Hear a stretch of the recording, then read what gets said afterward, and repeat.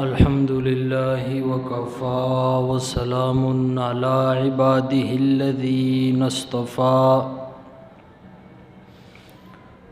خصوصا على سيد الرسل وخاتم الأنبياء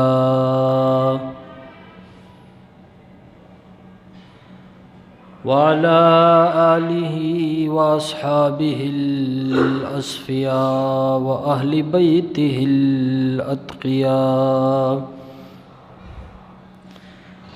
ونشهد أن لا إله إلا الله وحده لا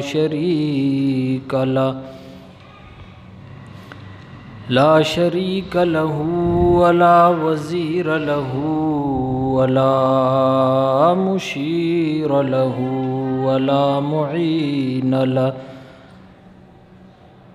ولا جد له ولا ند له ولا زد له ولا مثل له ولا مثال له ونشهد أن سيدنا وسندنا ومولانا وحبيبنا وحبيب ربنا وشفيقنا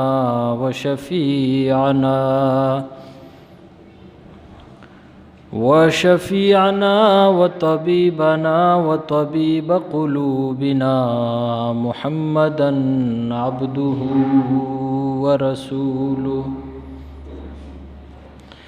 أما بعد فأعوذ بالله من الشيطان الرجيم. بسم الله الرحمن الرحيم.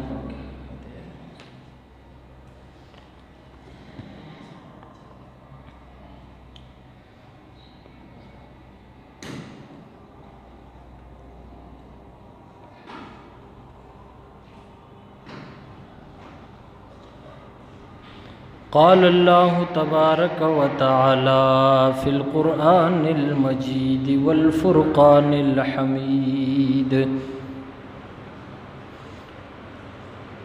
إن كنتم تحبون الله فاتبعوني يحببكم الله.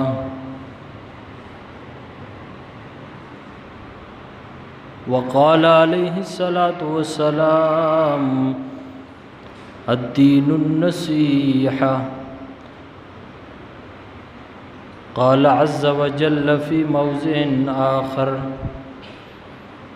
محمد رسول الله والذين معه وشداء على الكفار رحماء بينهم تراهم ركعا سجدا يبتغون فضلا من الله ورضوانا.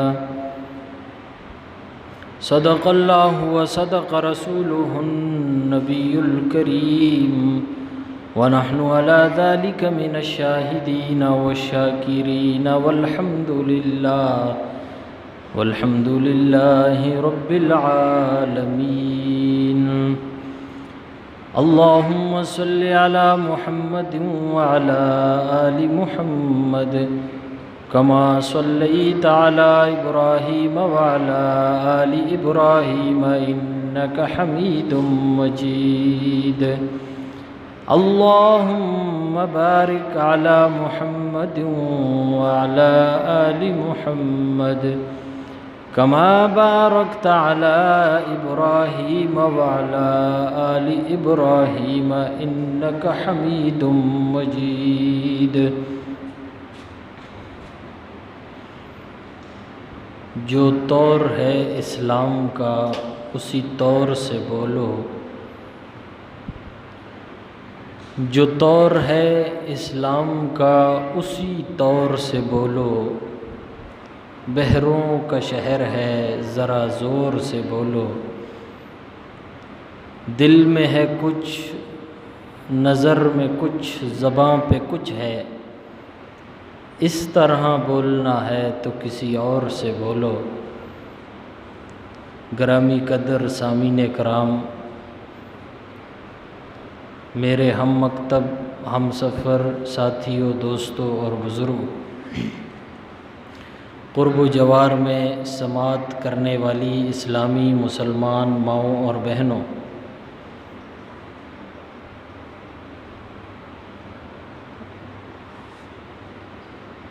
اللہ رب العزت کی بارگاہ میں دعا ہے کہ رب کائنات مختصر سے اس وقت میں صحیح اور حق اور سچ کہنے، سننے اور عمل کرنے کی توفیق عطا فرمائے۔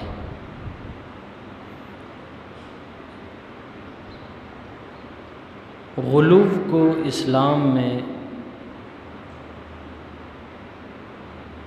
ناپسند قرار دیا گیا ہے۔ غلو کہتے ہیں کہ کسی کی محبت میں حد سے نکل جانا، اور اسی طرح سے کسی کی نفرت اور بغض میں حد سے نکل جانا،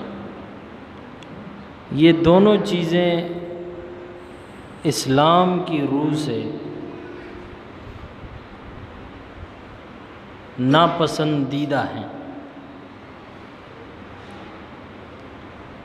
اور اسلام اعتدال، مساوات کا نام ہے۔ حد کے اندر رہ کر، حد کے اندر رکھ کر، حد کے اندر محبت کو رکھنا، اور اس میں عدل سے اور اعتدال سے کام لینا، اور خواہ مخواہ کسی کو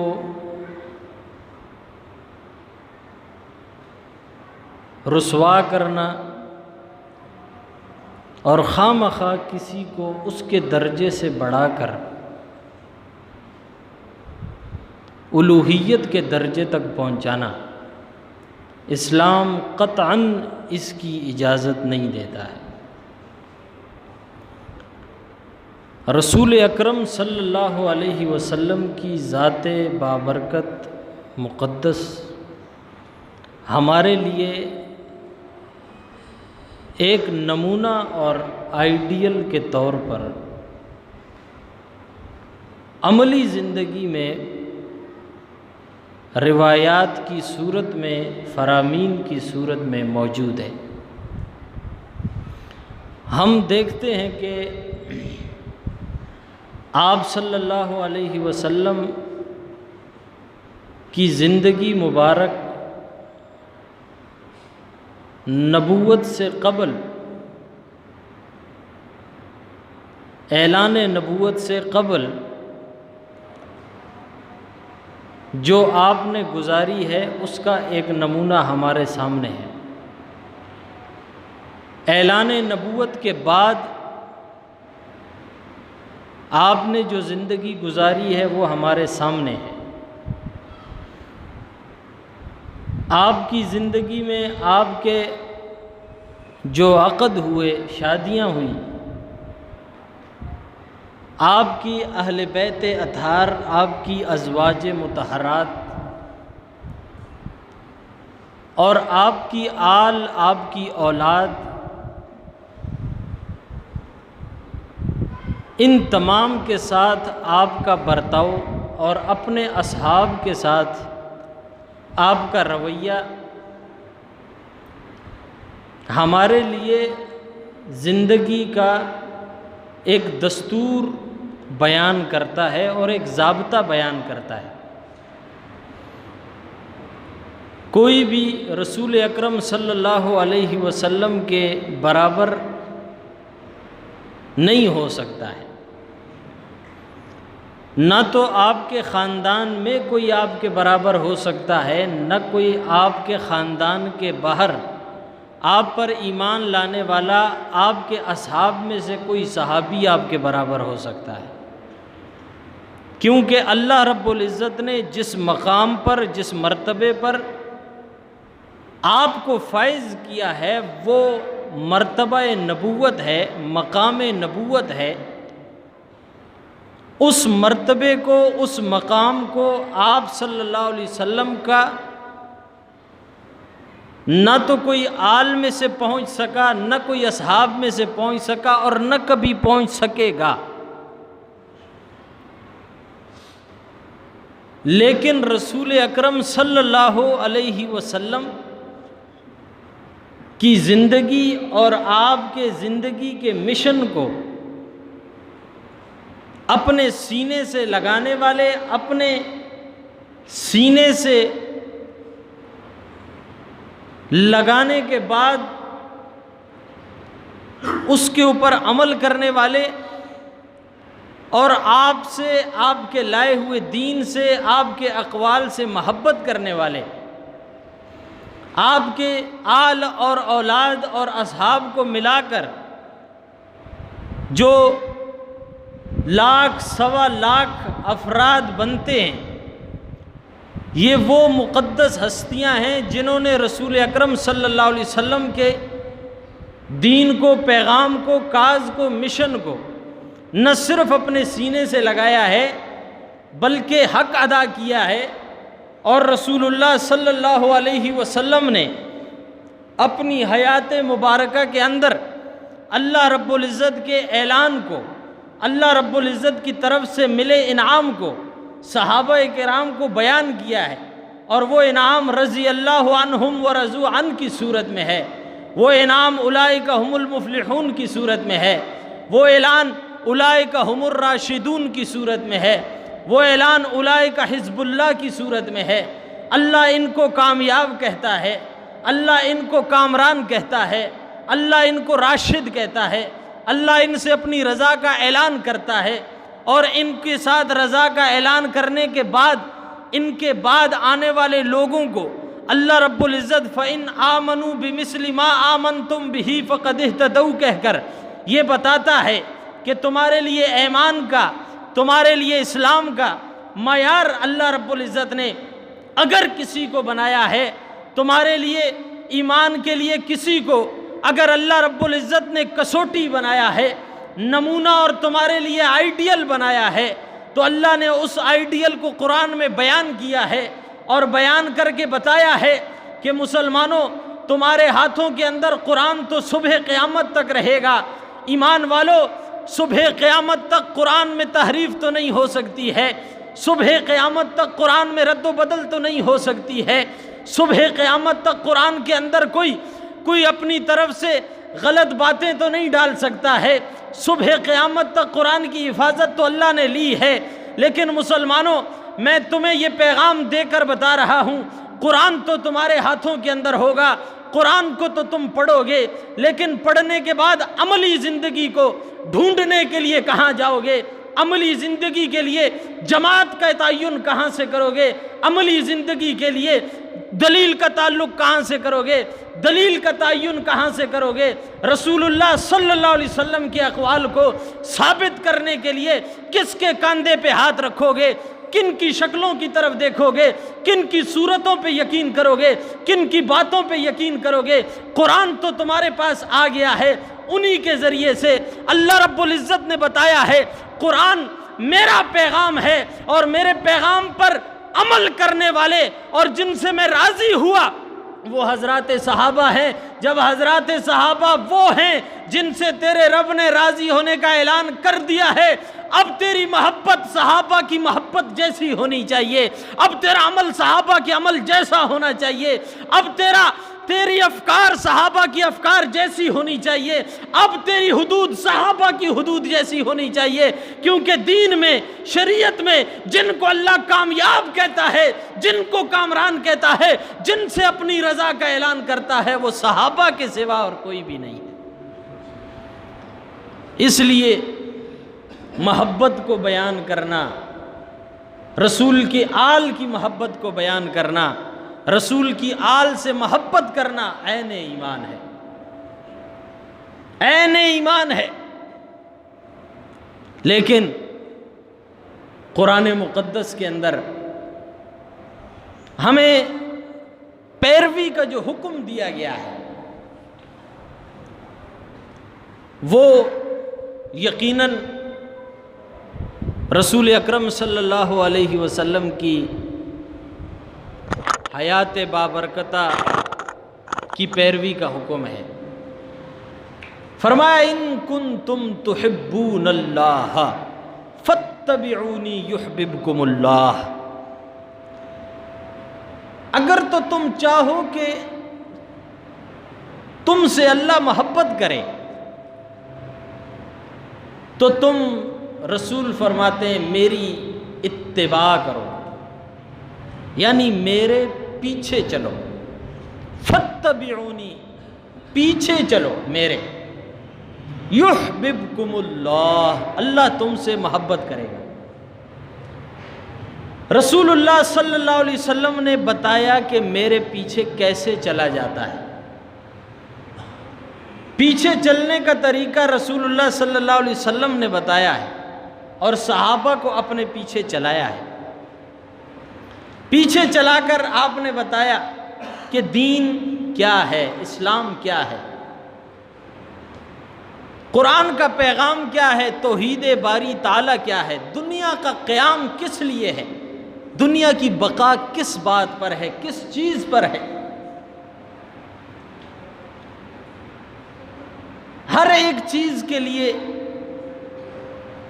اس کے تعارف کو بیان کر کے اللہ رب العزت نے قرآن مقدس میں فرمایا ہے تلک حدود اللہ، یہ اللہ تعالیٰ نے حدیں لگائی ہیں، حد قائم کی ہے، یہ لکیر کھینچی ہے، اس سے آگے نہ جانا۔ وما آتاکم الرسول فخذوہ، رسول جو تمہیں دے لے لو۔ وما نہا عنکم عنہ فانتہوا، اور جس سے تمہیں روکے رک جاؤ۔ وما آتاکم الرسول فخذوہ، جو دے لے لو، جس سے روکے رک جاؤ۔ اب رسول تو دے رہے ہیں کہ اللہ اللہ فی اصحابی لا تتخذوہ من بعدی غرضا، میرے صحابہ کے بارے میں اللہ سے ڈرتے رہنا، رسول نے دیا۔ اب رسول فرما رہے ہیں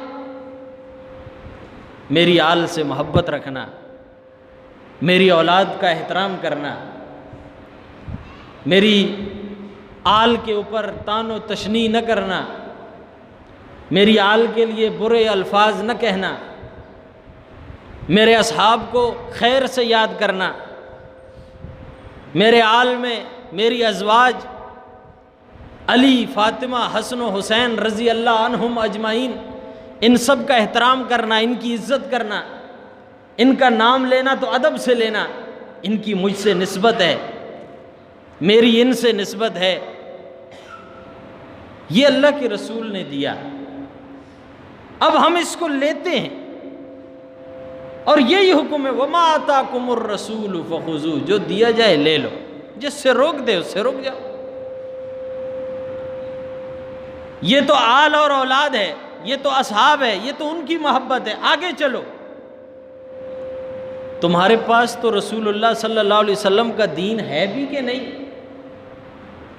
تم نے کلمہ تو پڑھ لیا کہ لا الہ الا اللہ محمد الرسول اللہ، تم نے رسول اللہ صلی اللہ علیہ وسلم کی رسالت کی شہادت بھی دے دی، گواہی بھی دے دی، لیکن مسلمانوں تمہارے پاس رسول اللہ کا دین ہے بھی کہ نہیں ہے؟ تم اپنے رسول کے دین پر ہو بھی کہ نہیں؟ مسلمانوں سے سوال ہوتا ہے تو مسلمان کہتے ہیں ہم ہیں، بالکل ہیں۔ اچھا تم رسول کے دین پر کس طرح ہو؟ کیا رسول اللہ صلی اللہ علیہ وسلم نے تمہیں دستور زندگی نہیں سکھایا ہے؟ کیا رسول اللہ صلی اللہ علیہ وسلم نے تمہیں ضابطہ حیات زندگی گزارنے کا ضابطہ نہیں سکھایا ہے؟ کیا رسول اللہ صلی اللہ علیہ وسلم نے تمہیں دین کے بارے میں نہیں سکھایا ہے؟ کیا رسول اللہ صلی اللہ علیہ وسلم نے تمہیں اللہ کی رضا کا راستہ نہیں دکھایا ہے؟ کیا رسول اللہ صلی اللہ علیہ وسلم نے تمہیں اپنے عمل سے اپنے گھر کے اندر رہنے کا طریقہ نہیں بتایا ہے؟ اپنی اولاد سے محبت نہیں سکھائی ہے؟ اپنے ماں باپ کا احترام نہیں سکھایا ہے؟ حلال رزق کمانے کی تلقین نہیں کی ہے؟ کیا تمہیں اللہ کے در پہ جھکنا نہیں بتایا ہے؟ اللہ سے دشمنی نہ کرنا، اللہ کے مقابلے میں نہ آنا، یہ نہیں سکھایا ہے؟ کیا رسول اللہ نے تمہیں شادی کا طریقہ نہیں بتایا ہے؟ غمی کا طریقہ نہیں بتایا ہے؟ کیا رسول اللہ صلی اللہ علیہ وسلم نے تمہیں معاشرے میں رہنے کا طریقہ اور سلیقہ نہیں سکھایا ہے؟ کیا رسول اللہ صلی اللہ علیہ وسلم نے تمہیں اولاد کی تربیت کے حوالے سے قواعد و ضوابط نہیں بتائے ہیں؟ کیا تمہیں قرآن کی اہمیت نہیں بتائی ہے؟ کیا تمہیں اسلام کی سربلندی اور ترقی نہیں بتائی ہے؟ کیا ایمان کے ذریعے سے اللہ کی رضا تمہیں نہیں بتائی ہے؟ یہ ساری چیزیں جب بتائی ہیں تو مسلمانوں سوال یہ ہے کہ کیا تمہارے پاس ہیں؟ تمہارے پاس موجود ہیں؟ تمہارے پاس تو کچھ بھی نہیں ہے، تمہارے پاس تو کچھ بھی نہیں ہے۔ تمہیں طریقہ بتایا نکاح کا، اس طریقے سے کرو، مسجد میں نکاح پڑھو، لے کر آؤ، عزت سے اللہ کا شکر ادا کرو، اس کے حضور شکرانے کے نفل پڑھو، ایک اچھی تقریب رکھو، ایک مبارک تقریب کرو، اور اس کے اندر اللہ رب العزت سے ان دو جوڑوں کا جو ملاپ ہے، ان کے بیچ میں الفت اور محبت ہے، یہ جو آگے ایک نسل کی پشت میں کسی کے دادا کسی کے جد امجد بنیں گے، تو ان کی اولاد کو جو دنیا میں آنے کا طریقہ ہے اس کو اسلام کے مطابق سکھاؤ، شریعت کے مطابق سکھاؤ۔ مسلمانوں تمہیں یہ نہیں بتایا؟ تف بھی ہے اور افسوس بھی ہے۔ انسان اللہ رب العزت کی نافرمانی کرتا ہے نا، اور چھپ کے کرتا ہے، اللہ رب العزت اس کو اس کی نافرمانی پر چاہیں گے تو معاف کر دیتے ہیں، لیکن نافرمانی کرتا ہے اور اعلانیہ کرتا ہے، اور اتنی اعلانیہ کرتا ہے کہ کسی مسلمان کو سونے بھی نہیں دیتا، تکلیف میں مبتلا رکھتا ہے، ناچتا ہے، گاتا ہے، شراب پیتا ہے۔ کس موقع پر؟ آج میری شادی ہے، کس موقع پر؟ آج خوشی کا دن ہے، دوست یار آئے ہیں، آج شراب سے، شباب سے، ناچ سے، رنڈیوں کے گانوں سے، ان کے ناچنے سے، کنجروں کے، بے ایمانوں کو نچا کے ڈھول کی تھاپ پر بکھیرتے ہیں اسلام کا خمیازہ، اور کہتے ہیں اپنے آپ کو مسلمان، اور نام ہوتا ہے ان کا، اللہ معاف کرے، خدا ان کو ہدایت دے، ہدایت دے اللہ رب العزت، ایسے لوگوں کو ہدایت دے کہ جو تقدس مسجد کا خیال نہیں کرتے۔ ایک زمانہ اتنا بھی زیادہ نہیں گزرا، شاید 17، 18، 19 سال پہلے کی بات ہے، ابو بکر مسجد کے اندر ہم پڑھا کرتے تھے، ہماری مسجد کے ساتھ اس طرف گلی کے اندر جو ہے عیسائی رہتے تھے، عیسائی رہتے تھے۔ عیسائی محمد صلی اللہ علیہ وسلم کی رسالت کو نہیں مانتے، اس وجہ سے وہ کافر ہیں، لیکن ان کی ایک بیٹی کا یا بیٹی کا یا بیٹے کا شادی تھی، انہوں نے بڑا سسٹم کیا ہوا تھا، بڑا سسٹم تھا، اس میں 20-25 وہ باجے بجانے والے، سوٹ پوٹ پہن کے ڈھول بجانے والے، ان کو وہ لے کر آئے بارات لینے کے لیے۔ خدا کی قسم آفرین ہے اس پر، عیسائی تھا لیکن آفرین ہے۔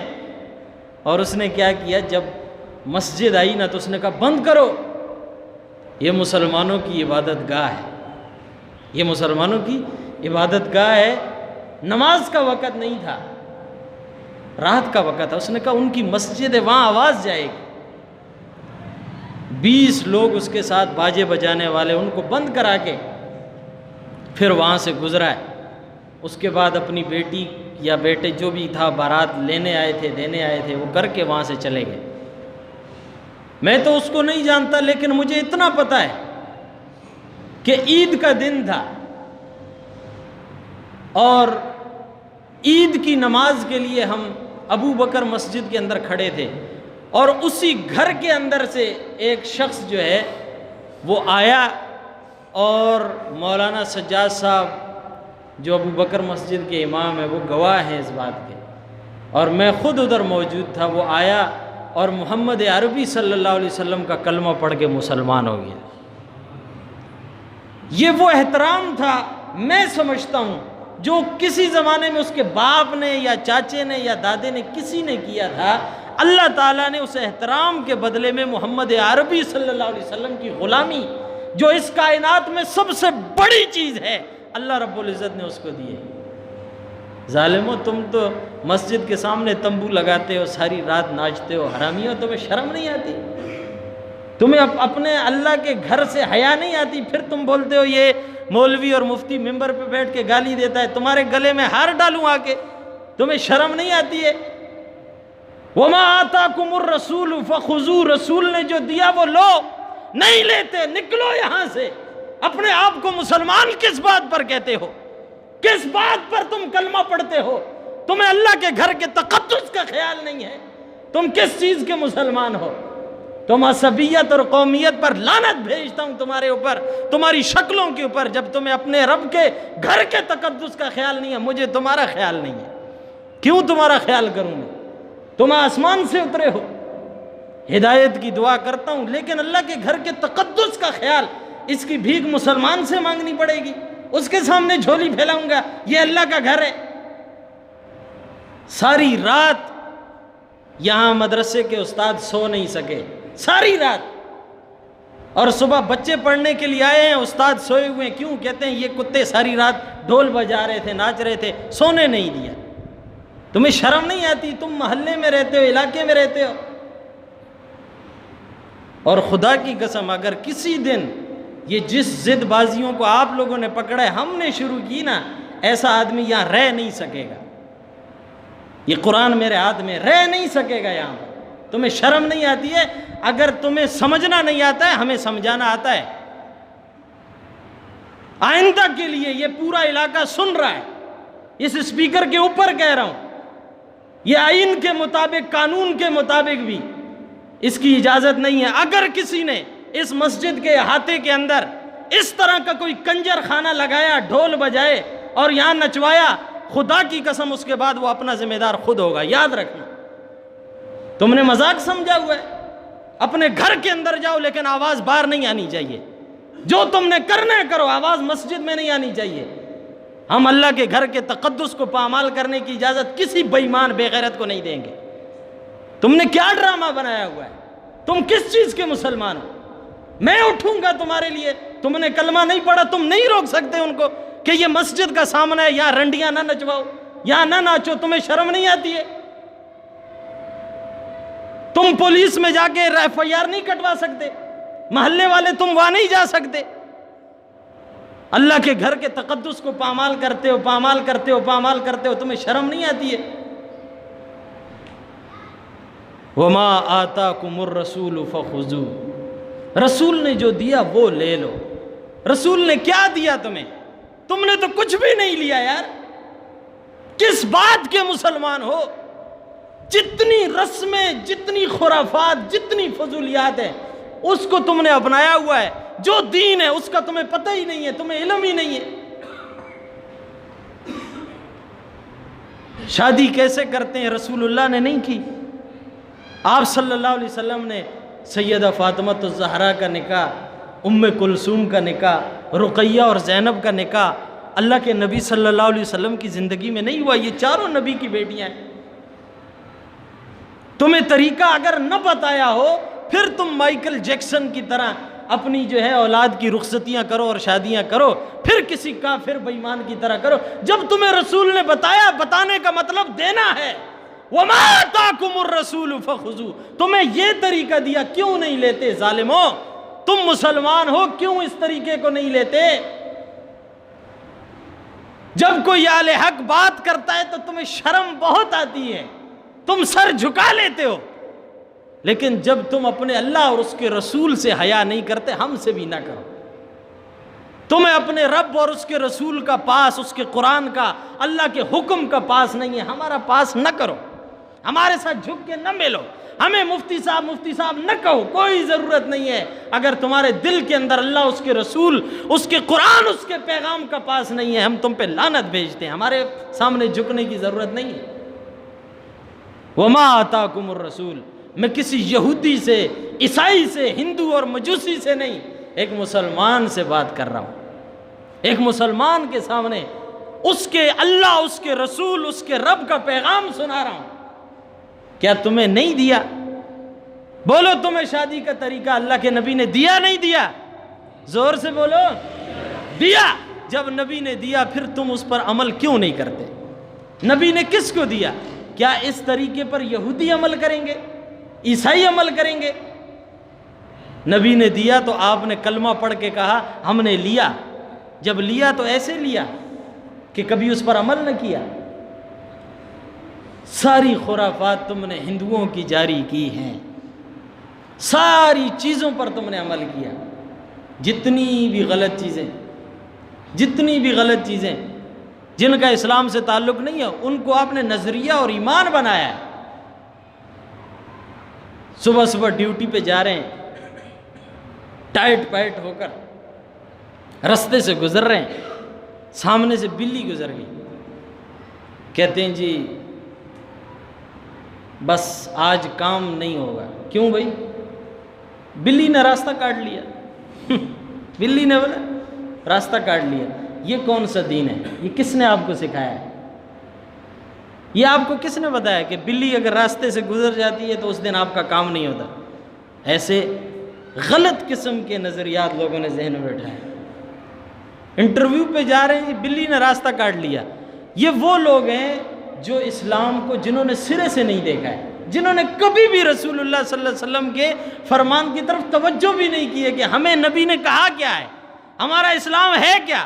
اب جن کو یہ پتہ نہیں ہوتا تو ان کا اسلام یہ ہوتا ہے، راستہ کاٹ لیا بلی نے، میرے آگے سے گزری ہے، آج تو کام کہتے نہیں ہوگا۔ اچھا جی، آنکھ پھڑکتی ہے نا، آنکھ کہتے ہیں کوئی مسئلہ ہو گیا ہے، مہمان آ رہا ہے۔ کوا اگر دیوار پہ آ کے کہاں کرتا ہے تو کہتے ہیں مہمان آ رہا ہے۔ یہ آپ کو کس نے بتایا؟ ان باتوں پر بڑا پکا یقین ہے۔ ہاتھوں میں خارش ہوتی ہے کہتے پیسے آ رہے ہیں، پاؤں میں خارش ہوتی ہے تو کہتے پیسے جا رہے ہیں، اور کہیں اور خارش ہوتی ہے تو پتہ نہیں کیا ہو رہا ہے۔ لیکن یہ خارش کا جو ہے نا، اس کا آپ کے آنے اور جانے اور لینے اور اس سے کیا تعلق ہے؟ یہ اسلام ہے؟ مسلمان یہ کمزور باتیں کر رہے ہیں، جن کے پاس قرآن ہے، نبی کا فرمان ہے، وہ یہ کمزور باتیں کرتے ہیں کہ یہ ہو رہا ہے جی، یہ ہو رہا ہے۔ او ہو مغرب کے بعد جو ہے وہ جھاڑو یا ناخن یہ نہ کاٹیں، اس سے کیا ہوتا ہے جی؟ اس سے برکت اٹھ جاتی ہے۔ اچھا جی، پیلی چپل پہن کے جو ہے نا وہ برکت آتی ہے۔ ایسے جن چیزوں کا اسلام سے تعلق نہیں ہے، برکت آتی ہے رسول اللہ کی تابعداری سے، اللہ کی محبت سے، اور اللہ نے کہا ہے میں اس سے محبت کرتا ہوں جو میرے رسول کے پیچھے چلتا ہے۔ ان کنتم تحبون اللہ، اگر تم چاہتے ہو کہ تمہارا اللہ تم سے محبت کرے، فاتبعونی یحببکم اللہ، رسول کی اتباع کرو، اللہ تم سے محبت کرے گا۔ اللہ کی محبت کا راز رسول اللہ صلی اللہ علیہ وسلم کی تابعداری میں ہے، رسول اللہ کے پیچھے چلنے میں ہے۔ اور یہ دین محمد نہیں ہے بلی نے راستہ کاٹا تو کام نہیں ہوگا، ہاتھ میں خارش آئی تو پیسے آئیں گے، یہ رسول اللہ کا راستہ نہیں ہے، یہ رسول اللہ نے نہیں بتایا۔ کیوں کمزور باتیں کرتے ہو؟ بہت سارے پہلے یہ ہمارے علاقے کے لوگ جو ہے ان میں اور پٹھانوں میں یہ بات مشہور، عورت بدھ والے دن کہتے ہیں سر نہ دھوئے، جو عورت بدھ والے دن سر دھوتی ہے اس کا شوہر مر جاتا ہے، تو جو شوہر سے تنگ ہے وہ تو بدھ والے دن ٹپ سے سر نکالے گی ہی نہیں۔ اب سر کو دھونے سے شوہر کے مرنے کا یہ تعلق، یہ رشتہ، یہ بیانیہ، یہ فرمان، یہ کہاں سے آیا؟ صرف یہاں بس یہاں سنی وہاں سنی، وہاں سنی وہاں سے یہاں ماری، یہاں سے وہاں، یہ دین ہے؟ مسلمانوں تمہارے لیے اللہ نے قرآن اتارا ہے، تمہارے لیے قرآن میں وَمَا آتَاكُمُ الرَّسُولُ فَخُذُوهُ۔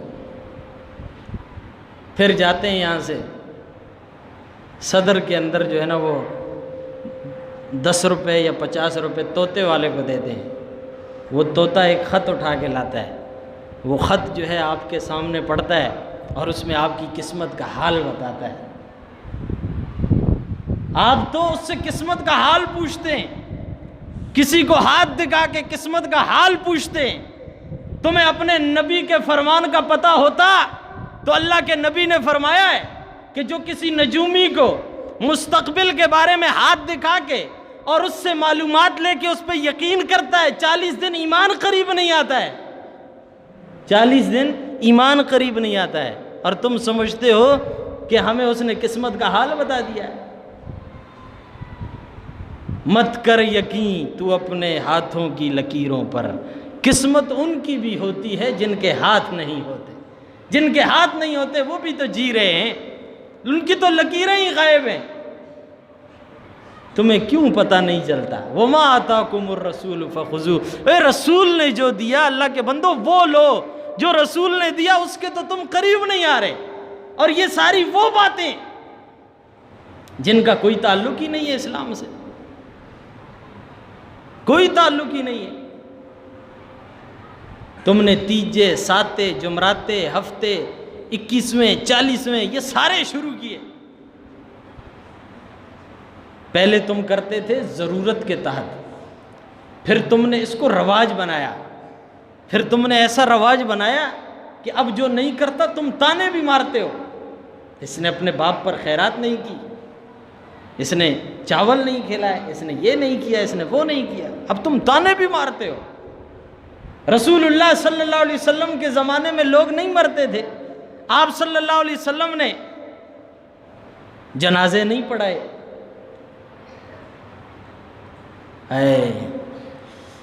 جنگ موتا میں حضرت جعفر رضی اللہ تعالیٰ عنہ رسول اللہ صلی اللہ علیہ وسلم کے چچا زاد بھائی حضرت علی رضی اللہ تعالیٰ عنہ کے بڑے بھائی حضرت جعفر جنگ موتا میں جو ہے یہ شہید ہوئے، اور سینے پہ یہاں 70 وار تلوار کے لگے ہوئے تھے، 70 وار۔ اللہ کے نبی صلی اللہ علیہ وسلم کی آنکھوں میں آنسو آئے، آپ رو رہے ہیں۔ پھر اللہ رب العزت نے حضرت جعفر کو آخر آپ نے دیکھا کہ حضرت جعفر کے اللہ نے پر لگائے ہوئے ہیں، اور حضرت جعفر جو ہے وہ جنت میں اڑ رہے ہیں۔ بہت سارے صحابہ شہید ہو گئے، ان کی اولادیں یتیم ہو گئی، کسی بھائی نے گود لے لیا، کسی نے لے لیا، کوئی لے گیا۔ حضرت جعفر کے بیٹے کو اللہ کے نبی صلی اللہ علیہ وسلم نے اپنی گود لے لیا، کہا آج کے بعد علی تیرا باپ محمد ہے، جعفر چلا گیا تو آج محمد آج سے تیرا باپ ہے۔ رسول اللہ صلی اللہ علیہ وسلم نے اپنے عمل سے آپ علیہ السلام نے وہ چیزیں سکھائی ہیں آپ سوچ نہیں سکتے۔ سیکھنے کی بات یہ ہے، آپ کے خاندان میں کوئی دنیا سے چلا جائے، اس کی آل اولاد رہ جائے، اس کے ساتھ رسول اللہ کا کیا طریقہ ہے، اس طریقے کو مسلمانوں آپ نے اپنانا ہے اگر اللہ کی محبت کو پانا ہے۔ وہ طریقے تو پتہ نہیں ہے، عام ٹائم پہ تو حالت بیان کرتے ہیں تو ایسی جیسے کہ آپ سوچ نہیں سکتے، اور شادیوں پہ نچوانے کے لیے ان کے لیے پیسے پتہ نہیں کہاں کہاں سے آتے ہیں۔ یہاں ایک دفعہ نکاح تھا یہ سامنے، تو اسپتال چورنگی سے وہ آئے تھے لڑکے والے، یہاں لڑکی والے رہتے تھے۔ میں نے شاہ صاحب کو بلایا، انہوں نے نکاح پڑھایا، ہم اندر بیٹھے۔ تو اس نکاح کے ساتھ ڈھول والا بھی آیا ہوا تھا، ڈھول والا بھی آیا تھا، نکاح وغیرہ ہو گیا، وہ اندر آیا، ادھر میں بیٹھا تھا، مجھے کہا استاد جی 100 روپے کی، تو میں نے کہا ڈول والا لدی 100 ورکڑی، ڈول والے کو کتنے دیے؟ میں نے بولا جو ڈول والے کو دیے اس سے 1000 روپے اوپر دینا ہے۔ تو بولا کہ نہیں میرے پاس تو 500 روپے ہے۔ میں نے کہا پھر یہ نکاح نہیں ہوا ہے۔ میں نے بولا ہم آپ کو کاغذ ہی نہیں دیتے۔ میں نے بولا ایک امام کی، عالم کی حیثیت اور اوقات ڈھول والے سے کم ہے، ڈھول والے کو 6000 دیا، جس نے نکاح پڑھا کے تیری بیٹے کے لیے اس کو حلال کروایا ہے، جس کے نکاح سے تو حلال ہو رہا ہے، اس کو تو 500 روپے اور کہہ رہے ماں سر نور نشتہ اور میرے پاس نہیں ہے، اس کو دینے کے لیے 6000 ہے تیرے پاس، مولوی کو دینے کے لیے تیرے پاس نہیں ہے۔ میں نے بولا نکاح نہیں ہے، 6000 100 بھی اوپر دے گا تو ٹھیک ہے دے دوں گا، نہیں تو پورے 6000 پر بھی نہیں دوں گا تجھے۔ وہ میں نے کاغذ واغذ رکھ لیے۔ 3 مہینے کے بعد آ کے اس نے میرے کو 6000 روپے 6100 دیا، تو پھر میں نے دیے اس کو۔ مجھے پیسوں کی ضرورت نہیں ہے، لیکن میں نے اس کو یہ بتائی ہے، یہ اہمیت بتائی ہے۔ کنجر خانے پہ ہزاروں لاکھوں لگاتے ہو، اور جو حلال کام ہے اس کے لیے تم کہتے ہو 500 روپے ہے میرے پاس۔ میں نے کہا نہیں دیں گے۔ میں نے بولا زوی تو وہ جنہیں تو نشدے وہ نشی نکاح دمات نشی۔ میں نے اس کو کافی ڈرا دیا۔ 3 مہینے کے بعد جو ہے اس نے لا کے میرے کو پیسے دیے تو اس کا معاملہ حل ہوا۔ تو بات یہ ہے کہ رسول اللہ صلی اللہ علیہ وسلم نے جو دیا وہ لینا چاہیے، وہ اسی لیے دیا کہ ہم اس کے اوپر عمل کریں۔ یہ دین یہودیوں کے لیے نہیں ہے، عیسائیوں کے لیے نہیں ہے، آپ ماننے والے ہیں، آپ کے لیے۔ اب ہمیں طریقہ سکھایا پورا، تیجا، ساتہ، 40واں، یہ وہ۔ دیکھیں ایک علاقہ ایسا ہے جہاں جو پہاڑی علاقہ ہے، ہمارے علاقے ہیں، وہاں کوئی میت ہو جاتی ہے، لوگ دور دراز سے آتے ہیں، رات کے مہمان ہوتے ہیں، اسی دن واپس نہیں جا سکتے۔ ہمارے علاقے کے لوگ آپس میں پیسے جمع کر کے، علاقے کے لوگ، اس گھر والے نہیں، وہ جمع کر کے کچھ پکا کے ان مہمانوں کی جو ہے عزت افزائی کرتے ہیں، ان کے لیے کھانا وانا دیتے ہیں۔ یہ ایک الگ چیز ہے، لیکن اس کو اس چیز کے ساتھ لازم کرنا کہ نہیں فوت کی ہوئی ہے اور یہ پکانا ہے، یہ تو طریقہ نہیں ہے، یہ تو رسول اللہ صلی اللہ علیہ وسلم کا دین نہیں ہے، یہ تو ہمیں نہیں بتایا۔ ہاں کسی کے، اب ظاہر ہے میرے پاس کوئی مہمان آئے گا، میں اس کی عزت افزائی کروں گا، وہ میرا حق ہے، وہ اس کا بھی حق ہے، لیکن فوتگی ہو گئی، تیسرے دن خواہ مخواہ دعوت کرنی ہے، خیرات کرنی ہے، یہ طریقہ نہیں۔ مہمان آئے ہوئے ہیں، وہ گھر والا خود نہیں کرتا، اس کا کوئی دوست احباب ہیں، وہ کہتے ہیں چلو مہمان آئے ہیں، وہ کر دیتے ہیں، اس میں حرج نہیں ہے، لیکن اس کو اس کے ساتھ ملا کے یوں کرنا، پھر جمعرات والے دن الگ، پھر جو ہے 21ویں دن الگ، پھر 14ویں دن الگ، پھر 28ویں دن الگ، پھر جو ہے 40ویں دن الگ، یہ کیا، یہ کہاں سے آیا؟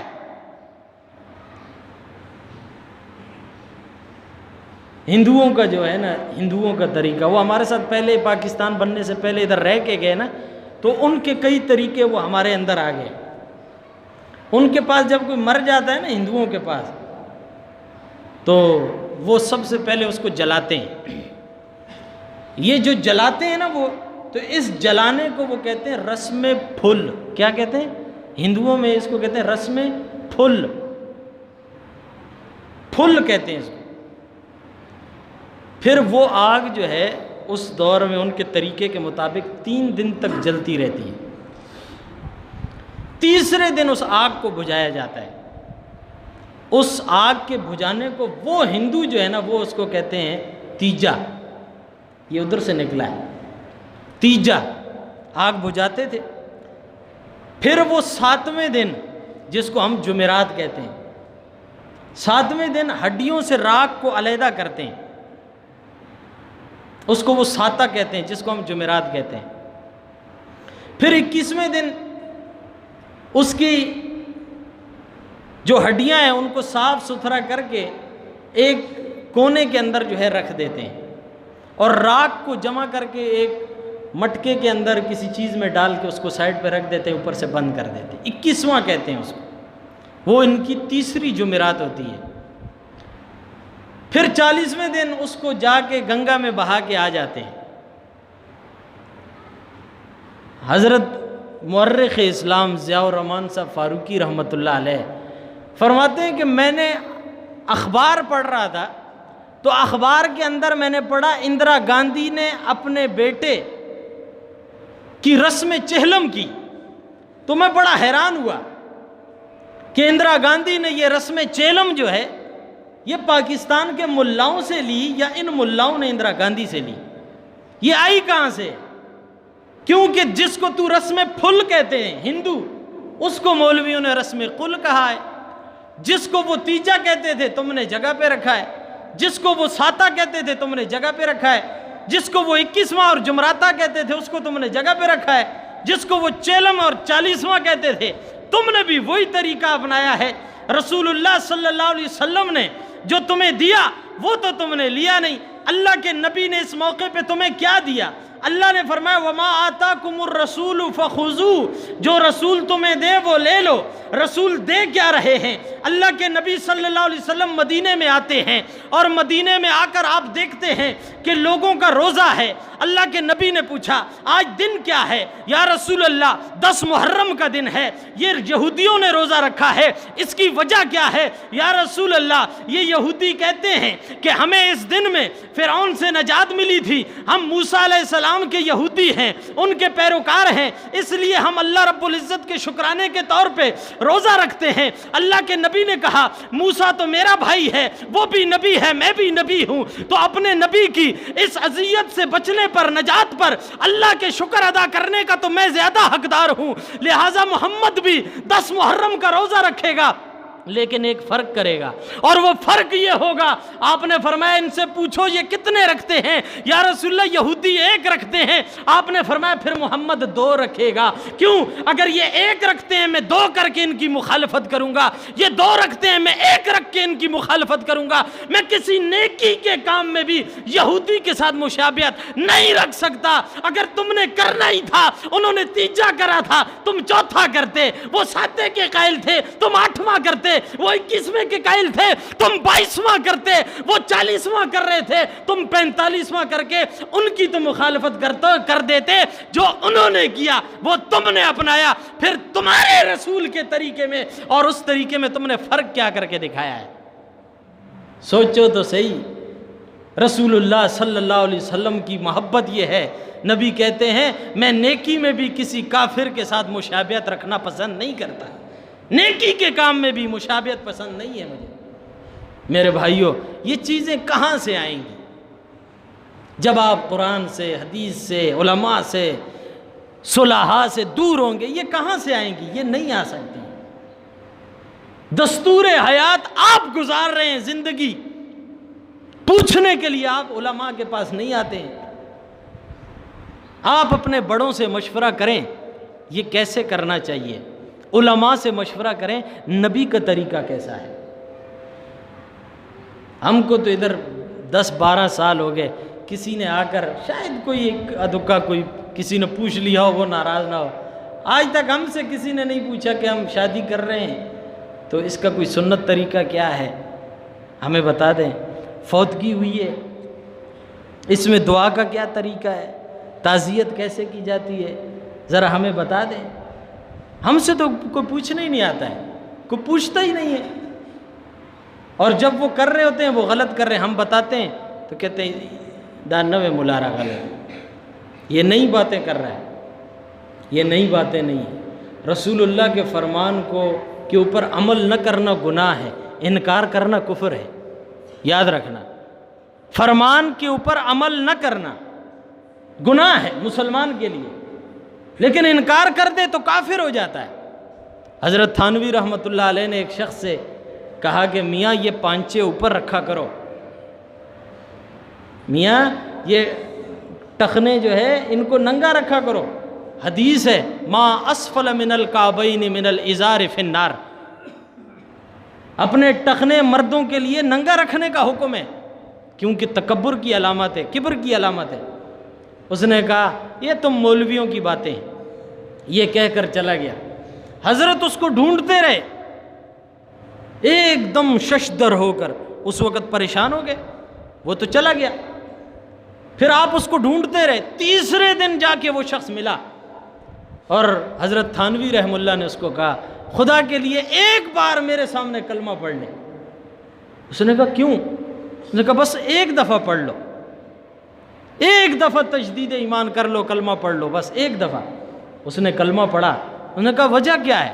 کہا میں نے نبی کی حدیث سنائی تھی، ما اسفل من الکعبین من الازار فی النار۔ تو نے کہا یہ مولویوں کی باتیں ہیں، یہ کہہ کر حدیث کا انکار کیا، اگر تو عمل نہیں کرتا گناہگار تھا، انکار کیا کافر ہو گیا۔ میں 3 دن سے تیرے پیچھے اس لیے لگا ہوں ایک دفعہ تجھے مسلمان کر دوں، پھر تجھے کہتا ہوں عمل کرنا ہے تو کر، نہیں کرنا ہے نہیں کر، لیکن میرے سبب سے تو کافر نہ بن، میں نے تو حدیث سنائی تھی۔ یہ جو ہے نا کافر کافر، یہ کوئی نہیں بناتا، لوگ بنتے ہیں۔ کافر جو ہوتا ہے نا کافر، وہ لوگ کہتے ہیں مولوی کافر بناتے ہیں، مولوی کافر بناتے نہیں ہیں، مولوی کافر بتاتے ہیں۔ ہمارا کام ہے ہی بتانا، بنانا تو ہے ہی نہیں، بنتے تو خود ہیں لوگ، ہم تو بتاتے ہیں۔ اب یہ ٹوپی ہے، دیکھیں میں ایک آپ کو بات، ننگے سر نماز پڑھنا خلاف سنت ہے، خلاف سنت ہے، لیکن توہین کرنا یہ کفر ہے۔ آپ کو کدو پسند نہیں ہے، کوئی بات نہیں ہے، کوئی مسئلہ نہیں، رسول اللہ صلی اللہ علیہ وسلم کو پسند ہے، آپ کو نہیں ہے، کوئی بات نہیں، گناہ بھی نہیں۔ اگر آپ کہتے ہیں مجھے کدو پسند نہیں ہے، کوئی بات نہیں، کیوں؟ اس کا تعلق تبع سے، لیکن آپ رسول پر اعتراض کر کے کہتے ہیں یہ کیسا نبی ہے علیہ باللہ جس کو کدو پسند ہے، آپ کافر ہو جائیں گے۔ آپ حقارت نہیں کر سکتے، تنقید نہیں کر سکتے، جس چیز کا تعلق تبع سے، آپ کو رسول کی طبیعت میں وہ پسند ہے، آپ کی طبیعت میں نہیں ہے، کوئی بات نہیں ہے، لیکن یہاں حکم ہے۔ لیکن آپ طبیعت پر اعتراض کرتے ہیں اور حقارت کرتے ہیں۔ ننگے سر نماز پڑھ لینے سے نماز ہو جاتی ہے، لیکن خلاف سنت ہے، سنت کے خلاف ہوتی ہے۔ ٹوپی سر پہ رکھنا چاہیے، یہ سنت ہے، لیکن اگر آپ کو کوئی ٹوپی پیش کرے کہ یہ ٹوپی لے لو جی، اور آپ آگے سے کہتے ہیں چھوڑو یار اس کی کیا ضرورت ہے، آپ کافر ہو جائیں گے۔ آپ کہتے ہیں آپ کافر ہو جائیں گے کہ اس کی کیا ضرورت ہے، یہ حقارت ہے۔ آپ عمل نہ کریں، آپ رسول اللہ صلی اللہ علیہ وسلم کے کسی قول کو حقیر نہیں کہہ سکتے، نہیں سمجھ سکتے، عمل سے بھی زبان سے بھی۔ اس لیے اسلام جو ہے اس کو سمجھنے کے لیے علماء کے پاس بیٹھنا پڑتا ہے، بغیر بیٹھے یہ نہیں آتا۔ اور یہ کیسے آتا ہے؟ اس کے لیے یہ مدارس ہیں، مساجد ہیں، خانقاہیں ہیں، یہ علماء ہیں، یہ جلسے ہیں، جلوس ہیں، یہ اس لیے ہے، یہ درس ہے، تدریس ہے، واعظ ہے، تقریر ہے، اس لیے ہے۔ اور پورے پاکستان پر اللہ اپنا فضل، اپنا کرم، اپنا رحم کرے، اور پاکستان کو صبح قیامت تک اللہ آباد رکھے۔ یہ وہ ملک ہے جس ملک کے اندر الحمدللہ اگر دین کے سب سے زیادہ مراکز آپ کو ملیں گے وہ پاکستان کی دھرتی ہے، سب سے زیادہ دین کا کام ملے گا پاکستان کی دھرتی ہے، سب سے زیادہ کفر سے ٹکرانے والے ملیں گے وہ پاکستانی قوم ہے۔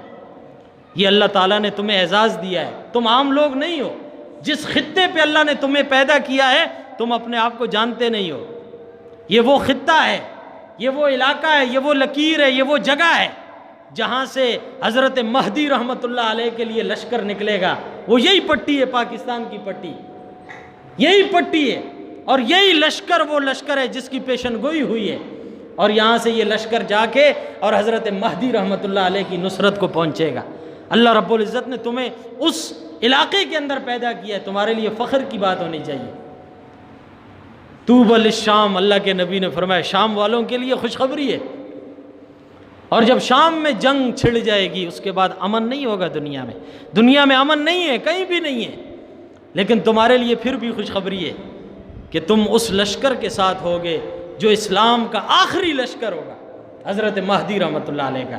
جس سرزمین کو خراسان کی سرزمین کہا گیا، یہ پاکستان کی، کشمیر کی یہ پٹی، اٹک کی پٹی، علاقہ جتنے قبائل کی پٹی، اور یہ افغانستان تک، یہ پورا وہ علاقہ ہے کہ جو اس زمانے میں جو نام اس کا تھا وہ خراسان اس کا نام تھا، یہی وہ علاقہ ہے، اور جو پیشن گوئی آپ نے فرمائی، تو اس اعزاز کے اعتبار سے پاکستان کی دھرتی ایسی ہے کہ یہاں دین کی ماننے والے، محبت کرنے والے بہت زیادہ ہیں، ناکارہ نکمے بھی بہت ہیں، لیکن الحمدللہ گناہوں میں اپنی جگہ ہوں گے، لیکن اللہ اور اس کے رسول اور صحابہ کی توہین کو برداشت کرنے والے یہ نہیں ہیں۔ یہ چاہے چرسی ہیں لیکن ان کو اللہ سے محبت ہے، اگر ان کو اللہ کے نام پہ مرنا پڑ جائے تو یہ دریغ نہیں کرتے ہیں۔ یہ ایمان کیا ہے کہ آپ کو یہ علماء کچھ نہ کچھ سناتے رہتے ہیں، کچھ نہ کچھ آپ کے کانوں سے ٹکراتا رہتا ہے، آپ کے اندر تھوڑا تھوڑا ایمان جگتا رہتا ہے، اٹھتا رہتا ہے، لیکن ایک وہ طبقہ ہے جو مسلسل پریشان کن حالات کے اندر، مصائب کے اندر، تکالیف کے اندر اور اپنی سفید پوشی کے اندر، حیا کے اندر آپ لوگوں کے سامنے اپنے مسائل لے کر نہیں آتے۔ وہ دیہاتوں والے علماء ہیں، وہاں جنہوں نے ادارے کھولے